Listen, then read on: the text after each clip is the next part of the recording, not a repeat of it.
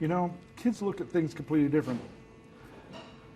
He was more concerned about missing Christmas than he was of dying. You know, for us, it's completely ridiculous. Not for them, you know.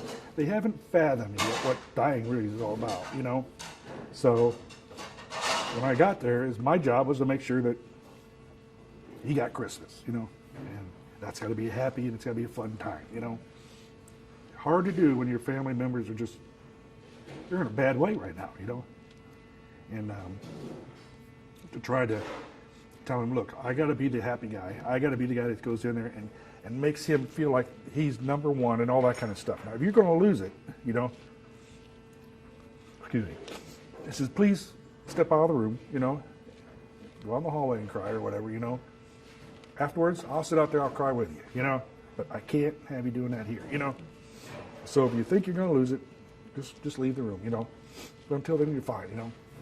So I walk in there, and the mother had given me a gift to give to him, something he was always wanting, Paw Patrols, you know. So I walk in, and he is just kind of looking like he's about ready to fall asleep. He's just so tired and drained, you know. And I turned around and looked, and there was nobody else in the room with me. They all stayed in the hallway, you know. Now, and as you know, in ICUs, you don't have much doors. You don't have walls. You have glass. So everybody can see what's going on, you know.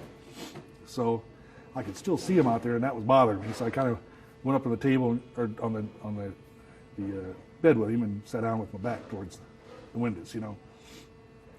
And all you can do is you have to start off that jolly voice, you know, that kind of stuff, you know. Since, you know, what's this I hear you're going to be missing Christmas this year? Yeah, they tell me I'm dying. Really? Well, you're not going to miss Christmas. Y'all's already had your present already made. We knew you wanted this for a long period, or a long time. And he's like, really? Yeah, sure. And I got it right here for you. And brought it up to him, and he could barely unwrap it, you know. So I helped him. And he saw the Paw Patrols, and that put a grin on his face, you know, and he kind of laid back in the pillow. And he just kind of looked at me and says, no. He says, they tell me I'm dying. He says, you know, he just kind of looked like he had that look on his face, like he wasn't really grasping it, you know. And I'm like, can you do me a favor? And he goes, sure. So, but he was just like that, you know, sure, you know, that kind of thing. He says, you get up those pearly gates, you just tell him you're Santa's number one elf. You're like, I am?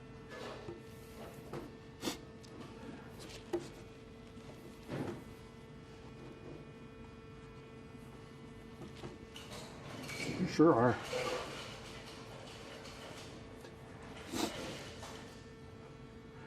They'll let you in. I'm sure they'll let you right in. He goes, they will? I said, I know it. So he just came up and he gave me a big hug.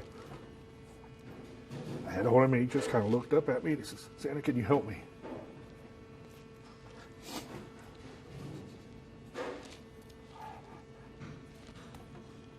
And that's when he passed. I just felt him go limp. I didn't know if he passed out or me. And I looked at him, and he was all sucked in. And I kind of looked back to the window, and that's when the mother started yelling and screaming, no, not yet. So they came running in. I handed them their son. I took off running.